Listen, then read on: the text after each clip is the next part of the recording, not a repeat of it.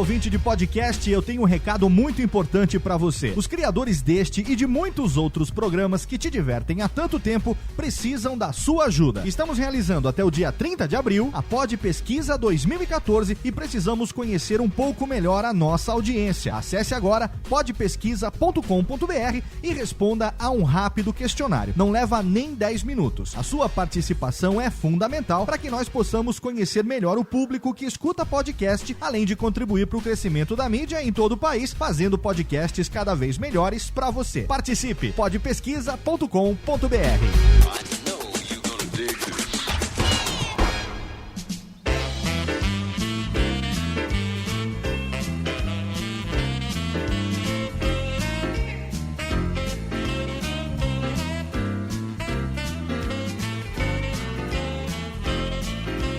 Olá, eu sou o Professor Bira e estou aqui para levar até você mais um episódio do podcast professorbira.com. Muito obrigado pela sua audiência, muito obrigado pelo seu download e saiba que estou muito grato a você pelo crescimento de nossas estatísticas.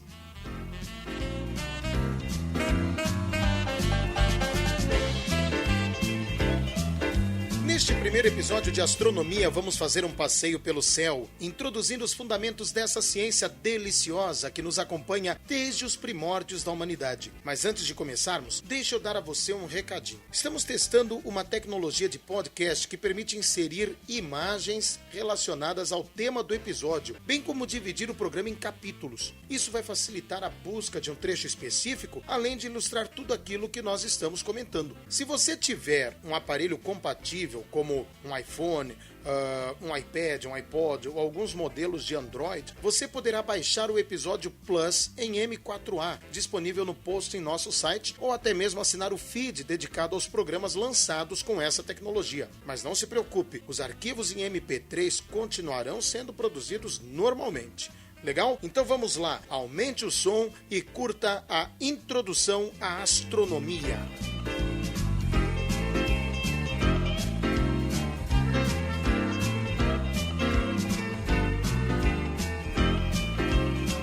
Logo que a noite começa a cair e você olha para o céu, um belo espetáculo começa a acontecer bem diante de seus olhos. Uma quantidade incrível de estrelas e outros objetos vão aparecendo, levando você a uma viagem pelo universo, tanto no espaço como no tempo. E um jeito bem interessante de começar essa viagem é através da observação à vista desarmada, exatamente como faziam os primeiros caçadores de estrelas milhares de anos atrás. É claro que eles tinham uma enorme vantagem sobre nós. Não havia no passado as grandes cidades de hoje, lançando para o céu enormes quantidades de luz, coisa que dificulta muito as observações.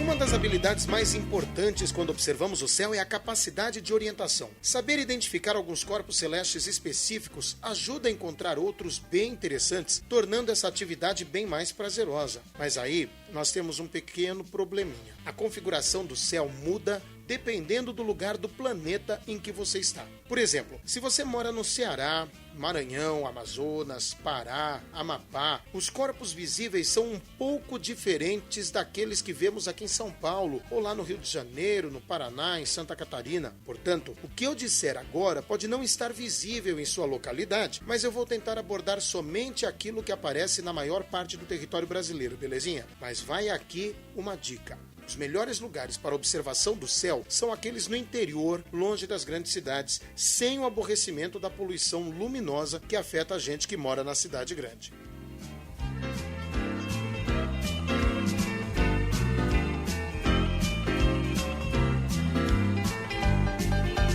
Um conjuntinho de estrelas bem conhecido pela população brasileira são as Três Marias. 3 estrelas bem juntinhas formando um pequeno segmento de reta. Na época que este podcast está indo ao ar, ou seja, no início do outono, na primeira quinzena de abril, as Três Marias podem ser encontradas acima do horizonte oeste, logo após o pôr do sol. Aliás, sabe o que seria uma ideia legal? Você ouvir este podcast ao ar livre, procurando no céu aquilo que eu vou falando. A experiência é bem interessante, mas toma cuidado com a segurança, claro. Não vai se meter em algum lugar ermo, querendo fazer suas observações astronômicas e acabar se colocando em risco. Eu não quero nenhum ouvinte sendo assaltado ou caindo em um buraco porque andava enquanto olhava para cima.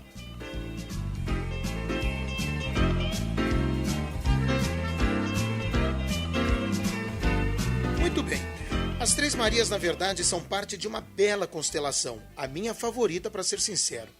Trata-se da constelação de Órion, o Caçador. As Três Marias representam apenas o cinturão do caçador. Olhando à direita das Três Marias, encontramos uma estrela bem brilhante e avermelhada. É Betelgeuse, uma supergigante vermelha, uma das estrelas mais brilhantes que podemos ver. Lembra aquela história que falei há pouco, que olhar para o céu era uma viagem no espaço e no tempo? Então, Betelgeuse está a cerca de 640 anos-luz de distância. Isso significa que a luz que vemos quando olhamos para ela foi emitida 640 anos atrás. Em outras palavras, se você olhar essa estrela agora, não haverá como ela é hoje, mas como era há mais de 600 anos. Quando essa luz saiu de lá, a América ainda nem tinha sido descoberta. Aliás, Cristóvão Colombo sequer tinha nascido. Na constelação de Órion, Betelgeuse representa o ombro direito do caçador. Se você olhar à esquerda das Três Marias, você vai encontrar outra estrela bem brilhante, branca, meio azulada, Rygeon, uma gigante azul localizada a cerca de 870 anos-luz da Terra e que representa um dos joelhos do caçador.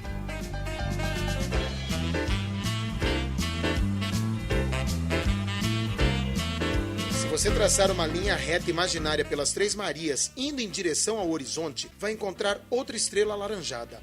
Essa é Aldebaran, uma gigante laranja distante apenas 65 anos-luz de nós. Essa estrela é a mais brilhante da constelação de Touro, que você acabou de encontrar. Costuma-se dizer que ela representa um olho do touro. E um pouco mais abaixo de Aldebaran estão as Pleiades, um conjunto de estrelas jovens conhecidas como as Sete Irmãs, que alguns dizem representar o coração do animal. Seguindo essa mesma linha imaginária, só que para o outro lado, para longe do horizonte, você vai encontrar uma outra estrela bem brilhante. Na verdade, a estrela mais brilhante do céu noturno. É Sirius, da constelação do Cão Maior. Ela está a um pouco mais de 8 anos-luz de distância. Aliás, deixa eu contar um segredinho para você. Sirius não é bem uma estrela, mas um sistema binário, ou seja, um sistema constituído por duas estrelas. Uma branca e bem brilhante, chamada Sirius A, e uma anã branca bem fraquinha, chamada Sirius B. Ah, e um detalhe. Enquanto íamos de Órion ao Cão Maior, esbarramos em uma outra constelação um pouco à direita de nosso caminho, o Unicórnio. E tem mais, se você olhar para trás, observando o horizonte leste, logo acima dele está a constelação de Virgem. E bem no meio dessa constelação você pode observar um outro ponto alaranjado. Desta vez, porém, não é uma estrela, mas um planeta, Marte. Sim, Marte, perfeitamente visível a olho nu, como acontece em quase todas as noites. E se você tiver um bom par de binóculos e der uma olhadinha, vai poder ver alguns detalhes interessantes desse nosso planeta vizinho. São também visíveis a olho nu Vênus, normalmente chamado de estrela d'alva ou estrela Vésper, Júpiter, Saturno e às vezes Mercúrio, quando não está ofuscado pelo Sol.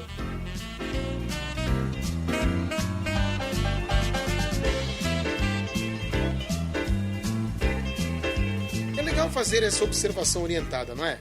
Mas tenho certeza que algo está incomodando você. Você deve estar pensando, esse cara está maluco. Não vi nenhum caçador, touro, nenhum cachorro, unicórnio, muito menos uma virgem. Relaxa.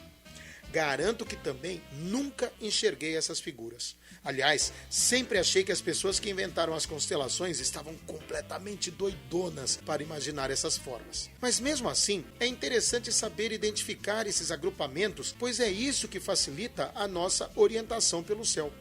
Algumas das constelações foram criadas há muito tempo, ainda na pré-história, como por exemplo as constelações de Touro, Leão e Escorpião. Existem registros dessas constelações em alguns achados da Mesopotâmia. Outras surgiram na Antiguidade Clássica, ligadas às mitologias grega e romana, e outras apareceram bem depois. Atualmente, são 88 constelações cobrindo todo o céu, sem deixar espaços. Ou seja, qualquer corpo celeste pode ser associado a uma constelação específica, facilitando a localização dele. Por exemplo, se eu disser que existe uma nebulosa bem bonita, visível com binóculos, na região que corresponderia à faca de Órion, o caçador, você já vai saber onde procurar, não é verdade? Aliás, tenta fazer isso, é bem legal.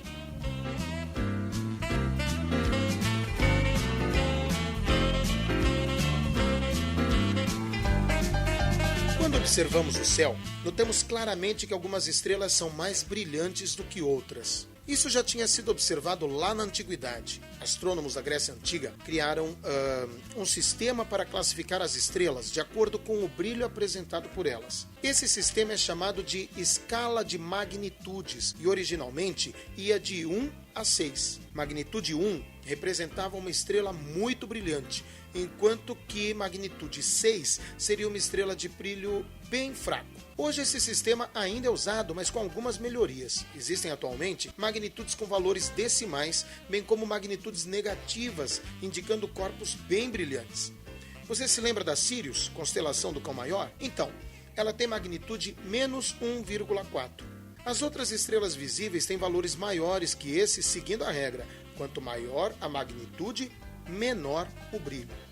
Uma coisa que vale a pena destacar: toda estrela tem uma magnitude, mas não são todas que receberam um nome especial, como as que citamos no começo do episódio. Muitas são conhecidas apenas por um código, sempre associadas à constelação a que pertencem.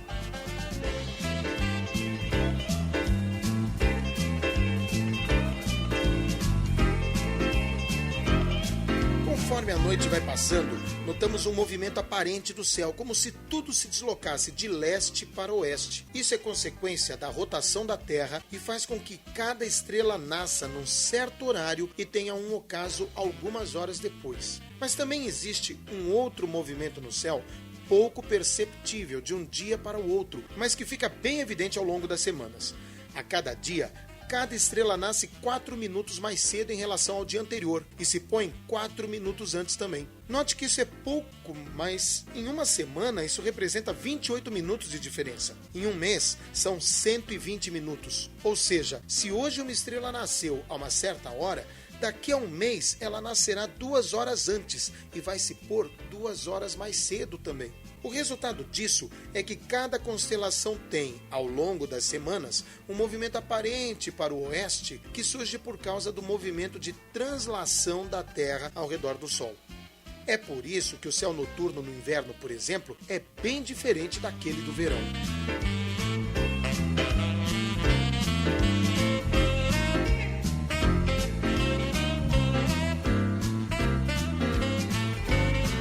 Se observarmos o céu por várias noites ao longo de algumas semanas, percebemos que alguns objetos brilhantes parecem mudar de posição em relação às estrelas. Esses são planetas.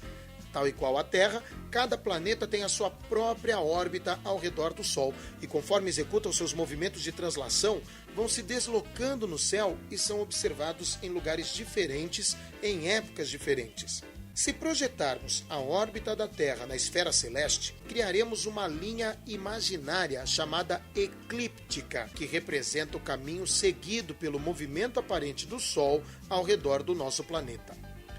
Como os planos das órbitas dos demais planetas coincidem mais ou menos com a nossa, o resultado é que os planetas serão sempre encontrados na vizinhança da eclíptica. Algumas constelações também se posicionam ao longo da eclíptica, formando uma faixa denominada zodíaco. Há um total de 13 constelações nessa faixa, que são Peixes, onde o Sol, Urano e Mercúrio estão no momento desta gravação; Aquário, onde estão Vênus e Netuno, agora enquanto eu gravo; Capricórnio, Sagitário, Ofiuco Serpentário, Escorpião, Libra, onde está Saturno, Virgem, onde está Marte hoje, Leão, Câncer, Gêmeos, onde está Júpiter nesta data, Touro e Áries. 2 dos planetas apresentam órbita interna à da Terra e por isso estão sempre nas proximidades do Sol, sendo visíveis ao amanhecer e ao anoitecer. Mercúrio, que está muito perto de nossa estrela, normalmente fica ofuscado, o que dificulta sua observação. Vênus, por outro lado, fica sempre bem brilhante no céu e costuma ser o primeiro astro a aparecer ao cair da noite e o último a desaparecer quando amanhece. Os demais planetas, Marte, Júpiter e Saturno, visíveis a olho nu, e Urano e Netuno, têm órbitas externas à da Terra e podem ser encontrados em qualquer região do zodíaco, mais próximo ou mais distante do Sol, dependendo da época da observação.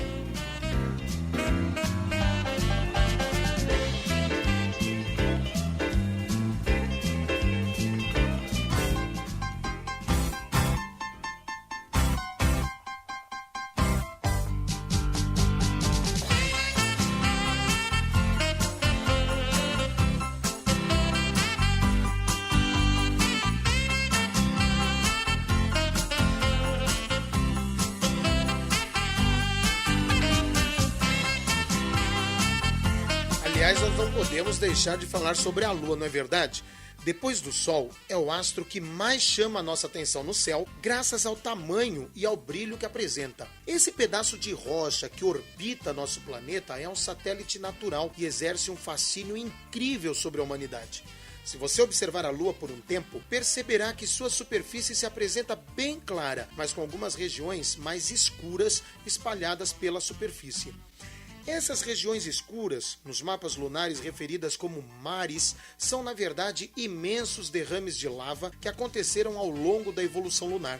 Se você tiver um bom par de binóculos, a observação da Lua rende um bocado de diversão, já que você pode identificar muitos acidentes de relevo em sua superfície, como crateras de impacto e montanhas. Eis aí uma atividade muito legal para se fazer. O movimento da Lua no céu acontece também ao longo do zodíaco e ela apresenta um ciclo de 28 dias. Durante esse ciclo, ela pode se apresentar em 4 fases. Crescente, quando apenas uma porção do disco lunar pode ser visto, mas que aumenta a cada dia. Cheia, quando o disco lunar pode ser visto por completo. Minguante, quando a porção visível diminui a cada dia. E nova, quando não está visível, já que o lado voltado para a Terra não está iluminado. Cada uma dessas fases dura uma semana. Aliás, olha que interessante. Durante o movimento da Lua pelo zodíaco, em alguns momentos ela cruza a eclíptica. Se isso acontecer quando coincidir do Sol estar por perto, surgirá um fenômeno muito legal, o eclipse.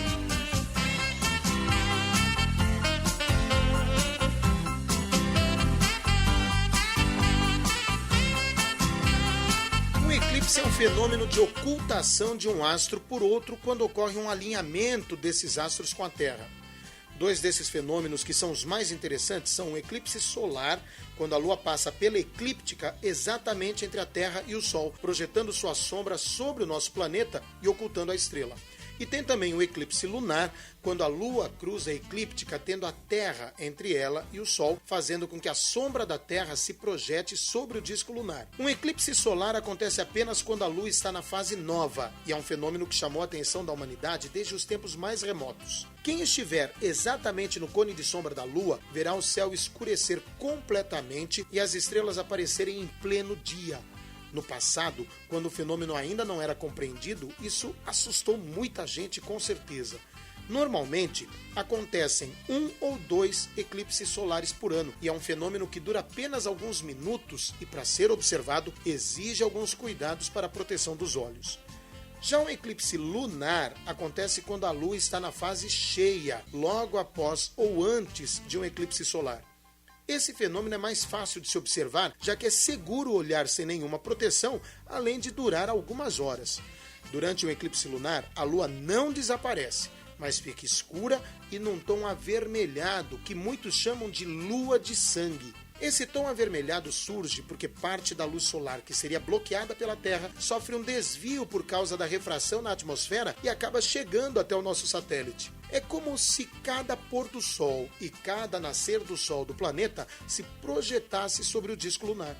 Em 2014, acontecerão 2 eclipses solares, em 29 de abril, do tipo anular, ou seja, o disco solar não ficará totalmente ocultado, permanecendo um anel iluminado ao redor da área escura. Acontece outro também em 23 de outubro e será um eclipse parcial.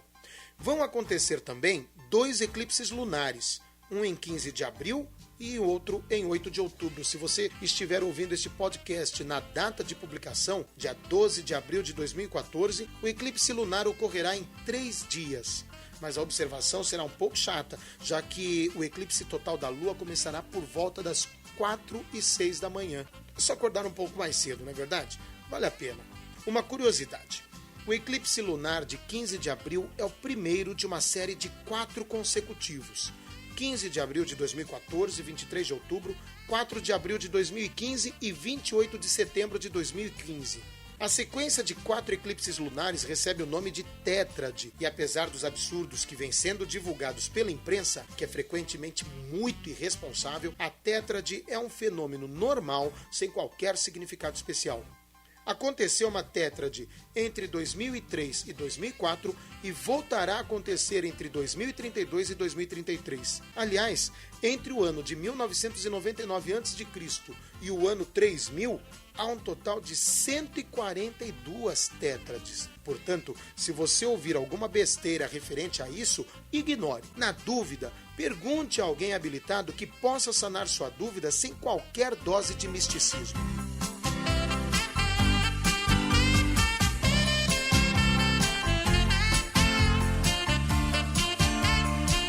Há muito mais para se observar no céu, principalmente quando você tem algum equipamento um pouco mais legal para isso. Se você realmente gosta de astronomia, mesmo que não venha a estudá-la profissionalmente, um investimento em um telescópio é bem interessante. Com cerca de R$700, você já consegue comprar um telescópio pequeno, mas que oferece uma diversão sem tamanho. Vamos fazer assim? Eu vou deixar o link de um site especializado em telescópios no post deste episódio, legal? Quando você tem um equipamento maneiro, muita coisa nova se revela. Você pode ver com detalhes a superfície da Lua, de Marte, a superfície de Júpiter, você pode ver os anéis de Saturno, você pode ver nebulosas, aglomerados estelares e muitas galáxias por aí. Só nunca aponte seu telescópio ou seus binóculos para o Sol, beleza? Você não quer transformar uma atividade divertida num caso médico de queimadura na retina, não é verdade? Aliás, nunca olhe diretamente para o Sol, mesmo com a vista desarmada, pois as consequências são desastrosas para seus olhos. Eu espero que você tenha gostado e que este episódio tenha, pelo menos, despertado a sua curiosidade em relação a essa ciência que eu adoro, a astronomia. Nos próximos episódios, entrarei em detalhes que vão trazer novas informações a respeito de nossa presença no universo e que vão ajudar muito caso você vá participar da OBA, a Olimpíada Brasileira de Astronomia. Passe lá em nosso site e compartilhe este episódio. Apresente o nosso trabalho para seus amigos, para seus familiares e me ajude a manter vivo este projeto que executo com muito carinho. Não deixe também de curtir a minha fanpage lá no Facebook, facebook.com/Professor Bira, ou de me seguir pelo Twitter, @BiraNeves. Mande também suas dúvidas e sugestões através da área de contato de nosso site. Obrigado por estar comigo mais uma vez e vamos nos encontrar na próxima semana em mais um episódio do podcast Professor Bira.